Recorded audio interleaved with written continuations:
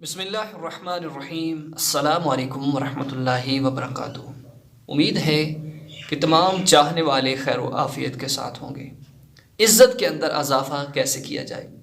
اگر معاشرے کے اندر آپ کو لوگ جو ہیں بری نظر سے دیکھتے ہیں، آپ کے اوپر کوئی بھی اعتماد نہیں کرتا، یعنی کہ غلط نظر کے ساتھ آپ کو دیکھتے ہیں کہ آپ چاہتے ہیں کہ معاشرے کے اندر عزت بن جائے، تو آئیے اس پہ عمل کیجئے۔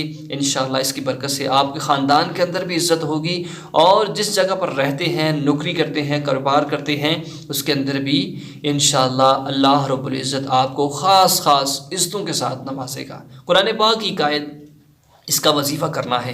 تو پیارے ساتھی، اس سے پہلے اگر آپ ہمارے چینل پر نئے ہیں تو چینل کو سبسکرائب کر دیں اور ویڈیو کو ضرور لائک کر دیں۔ پیارے ساتھیو، آئیے سماعت کیجیے۔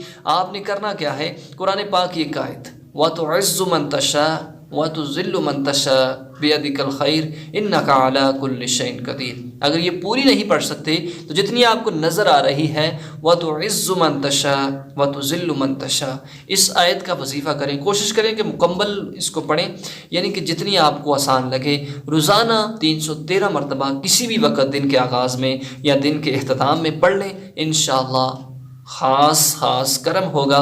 اللہ رب العزت آپ کو خاص عزتوں کے ساتھ نوازے گا، آپ کی عزت کے اندر اضافہ ہو جائے گا۔ اللہ رب العزت آپ کو ہر جگہ بہت ہی زیادہ عزتوں کے ساتھ نوازے۔